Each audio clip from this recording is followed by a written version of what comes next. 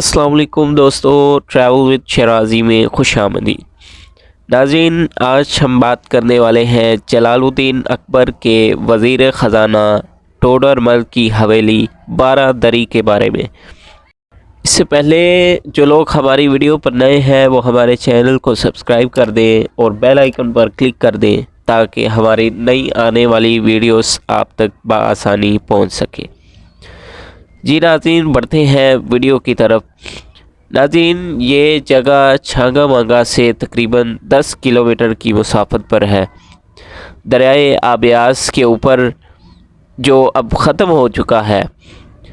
ٹوڈر مل کی حویلی اتنی شاندار بنائی گئی کہ یہ عمارت، جس کے آس پاس تالاب اور دریا کا منظر اس کی خوبصورتی کو مزید بڑھاتا، اور کیا نظارے ہوں گے۔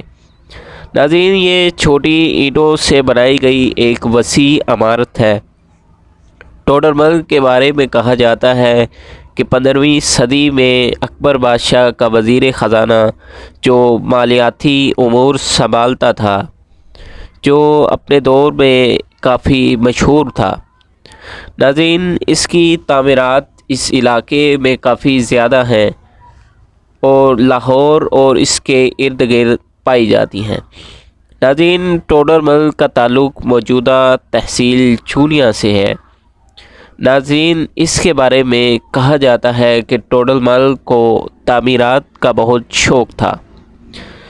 اکبر بادشاہ کے جو 9 رتن جنہیں کہا جاتا تھا، اس میں ٹوڈر مل کا بھی شمار ہوتا تھا، اور اس کے قریبی اور پسندیدہ وزراء میں بھی اس کا شمار ہوتا تھا۔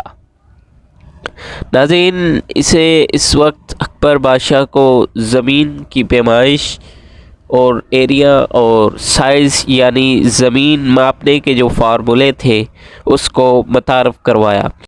ناظرین، جتنی بھی آنے والی حکومتیں تھیں وہ اس فارمولے کو استعمال کرتی رہی۔